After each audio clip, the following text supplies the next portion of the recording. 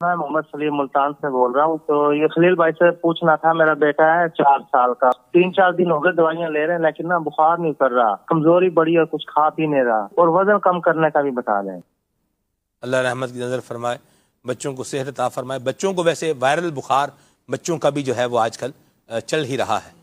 تو اس میں جو ہمارا تجربہ جو ہے وہ یہ ہے, یہ ابھی میں بھی گزرا ہوں اس فریز سے پہلے جو ہے نا وہ, بلکہ تینوں کو ہی شاید ہو گیا ایک دفعہ. آپ کے بھی ہے معاملہ؟ الحمدللہ گزر گیا ادھر بھی. تو بہرحال اللہ سب کے بچوں کی حفاظت فرمائے. آمین. تو بعض اوقات کیا ہوتا ہے کہ وہ ڈاکٹر کہتے ہیں کہ اگر 3 دن تک آپ کا بچہ جو ہے وہ بخار ہے, اس کو تو جو عام نارمل بخار میں دوائیاں وغیرہ دی جاتی ہیں پیراڈول وغیرہ, تو جو بھی ہے ڈاکٹر کے مشورے سے 3 دن تک آپ اس کو دیں. اور اگر 3 دن میں بخار اگر بچے کا اتر جاتا ہے تو کوئی ایسی خطرے والی بات نہیں ہے. اور اگر آپ 3 دن سے زیادہ اگر یہ چل رہا ہے یا بخار کے ساتھ ساتھ دیگر چیزیں بھی جیسے کھانسی ہے یا نزلہ ہے یہ بھی ایڈ ہو رہا ہے, یا الٹی موشن وغیرہ ہیں یہ بھی ایڈ ہو رہے ہیں, تو پھر بہرحال ایک پریشان کن صورتحال یہ بن جاتی ہے. تو باقاعدہ اس کا چیک اپ بھی کروانا چاہیے. اللہ عافیت والا معاملہ فرمائے. خلیل بھائی کیا بتائیں گے اس حوالے سے؟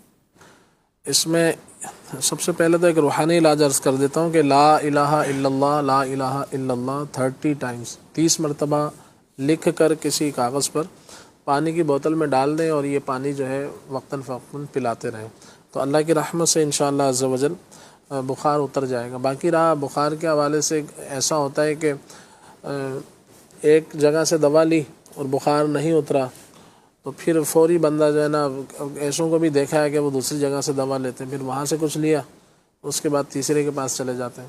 تو یوں جو ہے نا وہ نہیں کرنا چاہیے, بلکہ سب سے پہلے یہی دیکھنا چاہیے کہ کوئی اچھا ڈاکٹر ہو, اچھا طبیب حکیم جس سے بھی آپ لے رہے ہیں تو وہ بہتر ہو, یعنی کہ پہلے آپ اس تجربات ہوں آپ کے کہ ہاں یہاں سے دوا لیتے ہیں اور اچھی دوا ہوتی ہے.